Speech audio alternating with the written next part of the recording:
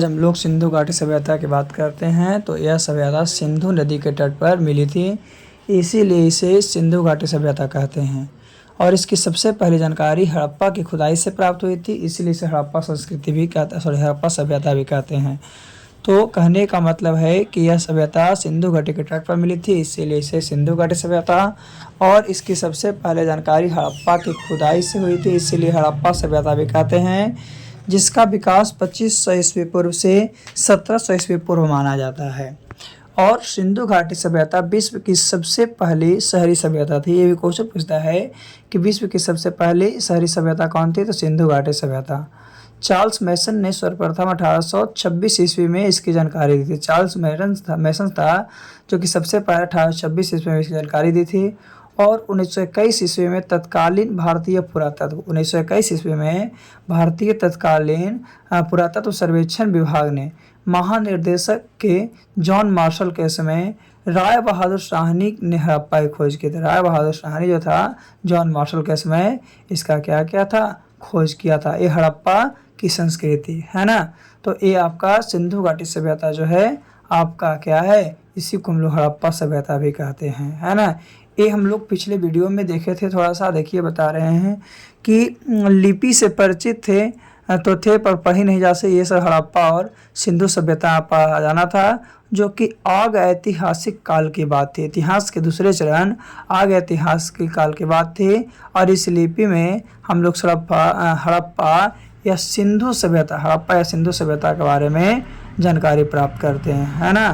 तो ये याद रखना है कि क्या है, जैसे कि हम आपको बताए थे कि सभ्यता सिंधु नदी घाटी के तट पर मिली थी, इसीलिए इसे सिंधु सभ्यता कहते हैं। और इसकी सबसे पहली जानकारी तो ये सब इतिहास के दूसरे चरण में पढ़ी जाती है। और यही हड़प्पा संस्कृति है जिसका सभ्यता का विकास 2500 ईस्वी पूर्व से 1950 ईस्वी पूर्व तक माना जाता है ना। और यह सभ्यता विश्व की सबसे पहली शहरी सभ्यता थी, विश्व की सबसे पहली सभ्यता थी।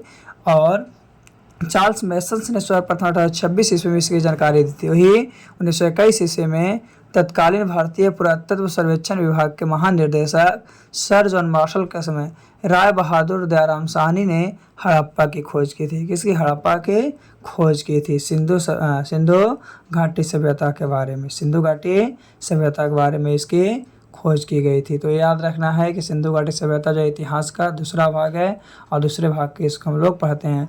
चलिए इसके बारे में और हम लोग थोड़ी जानकारी प्राप्त करते हैं। तो सिंधु सभ्यता का विस्तार क्या है कि सिंधु सभ्यता के उत्तरी सीमा में मांडा या जम्मू है ना। वही दक्षिणी सीमा में दैमाबाद है जो कि महाराष्ट्र के अंतर्गत आता है। कौन सा, दैमाबाद, जो महाराष्ट्र के अंतर्गत आता है। पूर्वी सीमा में अल मगीरपुर है जो कि उत्तर प्रदेश के अंतर्गत आता है। वही पश्चिमी सीमा में सुत्काटगुनोर है जो कि बलूचिस्तान के अंतर्गत आता है। तो याद रखना है कि उत्तरी सीमा मांडा या जम्मू कश्मीर है ना, दक्षिणी सीमा दैमाबाद यानी महाराष्ट्र, पूर्वी सीमा अलमगीरापुर या उत्तर प्रदेश और पश्चिमी सीमा सुत्काटगुनोर या बलूचिस्तान। तो सिंधु सभ्यता का आकार जो है लगभग त्रिभुजाकार है। इसका जो आकार है सिंधु सभ्यता का वो लगभग ऐसा है, तो ये लगभग त्रिभुजाकार है। चलिए आगे हम लोग सिंधु सभ्यता की जानकारी को प्राप्त करते हैं। तो आगे है सिंधु घाटी सभ्यता का सामाजिक जीवन। तो सिंधु घाटी सभ्यता का सामाजिक जीवन में सिंधु सभ्यता के समाज का स्वरूप जो है मातृस्थात्मक था। और सिंधु सभ्यता का समाज 4 वर्गों में बटा हुआ था। कौन वर्ग में, तो विद्वान वर्ग, योद्धा वर्ग, व्यापारी वर्ग यानी उसी को शिल्पी वर्ग बोलते, व्यापारी वर्ग एवं शिल्पी वर्ग एवं श्रमिक वर्ग। ये 4 वर्गों में विद्वान वर्ग, योद्धा वर्ग, व्यापारी एवं शिल्पी वर्ग और श्रमिक वर्ग, है ना। इस समाज इनका भोजन क्या था, तो सिंधु सभ्यता के लोग शाकाहारी और मांसाहारी दोनों प्रकार का भोजन करते थे। इस सभ्यता के लोग आपको मांसाहारी भी थे और क्या थे, शाकाहारी भी थे। कौन सा, सिंधु सभ्यता के लोग। तो सामाजिक जीवन के साथ साथ हम लोग क्या है कि इसमें भोजन के बारे में जाने कि भोजन जो है यानी सिंधु सभ्यता के लोग भोजन जो है आपका शाकाहारी और मांसाहारी दोनों करते थे। आगे इसका स्वाधान प्रणाली, तो सिंधु सभ्यता के लोग अपने मृतकों के 3 प्रकार से अंतिम संस्कार करते थे। कितने प्रकार से? 3 प्रकार से अंतिम संस्कार को करते थे। कौन? तो पूर्ण स्वाधान, मतलब पूर्ण स्वाधान का मृतकों को कब्र में दफनाने की परंपरा, मृतकों को कब्र में दफनाया जाता था। दूसरा आंशिक स्वाधान, मृतों के शरीर में जंगल में रख देना, मृतक के शरीर को जंगल में रख देना, और जब पशु पक्षी उसके मांस को खा लेते थे तो हड्डियों को क्या करना? दफना देना। मर गया तो उसको जंगल में रख दो, और रखने के बाद जब पशु पक्षी उसको खा गया उसको हड्डियों को दफना देना। तीसरा होता था दाह संस्कार, जिसमें मृतकों को जलाने की परंपरा थी, मृतकों को जलाने की परंपरा थी। इस तरह से सिंधु घाटी सभ्यता के स्वाधान प्रणाली में 3 थे: पूर्ण स्वाधांश, आंशिक स्वाधांश और दाह संस्कार, ये 3 थे, है ना। तो अभी हम लोग सिंधु घाटी के स्वाधान प्रणाली के बारे में जान चुके हैं। तो आगे है नगर नियोजन। तो सिंधु सभ्यता के नगर विश्व के प्राचीनतम सुनिश्चित नगर हैं, प्राचीनतम सुनियोजित नगर है। सिंधु सभ्यता के नगर विश्व के प्राचीनतम सुनियोजित नगर है। हड़प्पा और मोहनजोदड़ो के मकानों के निर्माण में सामान्यतः पक्की ईंटों का प्रयोग होता है। किसका? पक्की ईंट का प्रयोग होता था। सिंधु सभ्यता में जो मकान में रहते थे, मकान के दरवाजे होते थे, वह मुख्यतः सड़कों पर ना खोलकर पीछे की गलियों में खुलते थे, यानी रोड पर नहीं खुलकर पीछे की गलियों में खुलता था। सिंधु सभ्यता के सर्वाधिक चौड़ी सड़क मोहनजोदड़ो से प्राप्त हुई है, जिसकी चौड़ाई लगभग 10 मीटर था। जितने भी उसका सर्वाधिक चौड़ी मतलब सड़क था, उसका चौड़ीकरण 10 मीटर था। सामान्यतः पक्कों के में 4 कमरे बनाए जाते थे। मकान में आंगन, रसोई घर, स्नान घर, कुएं तथा कुछ बड़े घरों में शौचालय भी मिलते। बड़ा बड़ा घर, कुछ में शौचालय, बाकी आंगन, रसोई घर था। और ढकी हुई नालियाँ भी मिली है, ढकी हुई नालियाँ भी नगर नियोजन में। फिर है सिंधु सभ्यता के प्रमुख स्थल हड़प्पा 1921 ईस्वी, जो कि हम पहले बताए थे, जिसकी खुदाई आपका दयाराम साहनी ने 1921 ईस्वी में रावी नदी के तट पर की थी, जो कि अभी वर्तमान में वो स्थान पाकिस्तान में है। अभी स्थान कहाँ है? पाकिस्तान में। तो यहाँ भी बहुत से वस्तुएं मिली है खुदाई के बाद, जो खुदाई दयाराम साहनी के द्वारा 1921 ईस्वी में करवाई गई थी रावी नदी के तट पर, जिसमें बहुत सी वस्तुएं मिली, जैसे कि श्रमिक आवास, रहने वाले मतलब श्रमिक रहने वाले घर, अन्यागार, लकड़ी का ताबूत, क्या? लकड़ी का ताबूत, और RH-37 कब्रिस्तान, RH-37 जो कब्रिस्तान जो है, जिसमें आदमी को कर ले जाया जाता है, वो भी इसे क्या है कि खुदाई में मिली है। कहाँ? दयाराम साहनी के द्वारा खुदाई किया गया था उसमें। चलिए आगे हम लोग चलते हैं। तो आगे है मोहनजोदड़ो 1922 की कहानी। तो मोहनजोदड़ो सभ्यता का उत्खनन 1922 ईस्वी में राखल दास बनर्जी ने किया, और वर्तमान में यह जगह सिंधु नदी के तट पर पाकिस्तान के सिंध प्रांत में लड़काना जिले में है। तो मोहनजोदड़ो का अर्थ है मृतकों का टीला, मृत यानी जो मरता है तो मरने के ऊपर टीला बनता है वो है। तो यहाँ से भी कुछ कुछ वस्तुएं मिली है, देखते हैं यहाँ से कौन कौन सी वस्तु मिली है इसमें। तो कहाँ से? मोहनजोदड़ो से। तो है पुरोहित आवास मिला है, अनागार मिला है, विशाल स्नान गृह मिला है, घर में कुआं, ये सब मिला है वहाँ का है जो। फिर आदि शिव का कुछ मूर्तियाँ मिले होंगे। कांसे से बनी नर्तक की मूर्तियाँ, कांसे से बनी नर्तक की मूर्तियाँ मिली है, और सबसे चौड़ी सड़क भी मिली है, सबसे चौड़ी सड़क भी। ये सब कहाँ मिला है?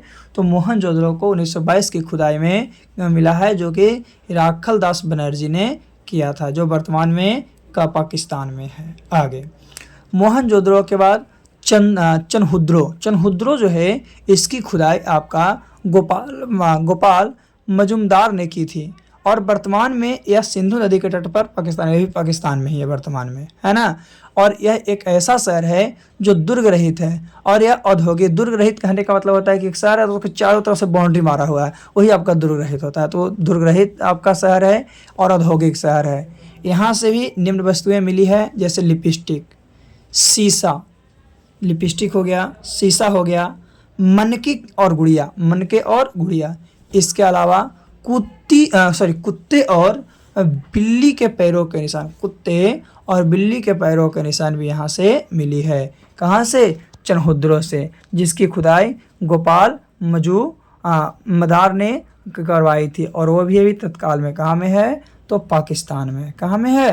पाकिस्तान में। चलिए इसके बाद हम लोग चलते हैं तो रोपड़ क्या है? रोपड़ जो है, इसकी खुदाई यज्ञदत्त शर्मा ने, किसने? यज्ञदत्त शर्मा ने की थी, और यह वर्तमान में पंजाब में सतलुज नदी के किनारे स्थित है। और जो आपका रोपड़ है वो वर्तमान में कहाँ है? पंजाब में है। कहाँ? तो सतलुज नदी के किनारे है। यहाँ से भी निम्न वस्तुएं मिली है। यहाँ पर मानव के साथ कुत्ते भी दफनाए जाने का प्रमाण मिला, यानी यहाँ पे आदमी को तो दफनाया ही जाता था, साथ ही साथ कुत्ते को जो उसका यानी प्रारंभिक मतलब कि पालतू पशु था उससे भी दफनाने का प्रमाण मिला था। और नवपाषाण काल में भी ऐसा ही सब बुर्जहोम में मिला था। जो नवपाषाण काल है, नवपाषाण काल में भी ऐसा ही जो सब था वो कहाँ? बुर्जहोम में मिला था। तो ये आपका रोपड़ था। रोपड़ युग में जब खुदाई हुई थी तो यहाँ पे मानव को दफनाने का भी परंपरा था, उसके साथ साथ कुत्ते को भी दफनाने की परंपरा थी, है ना। चलिए, तो रोपड़ के बाद हम लोग आगे की जानकारी प्राप्त करते हैं। तो आगे है कालीबंगा। कालीबंगा की खुदाई बीके थापर तथा बीबी लाल ने की।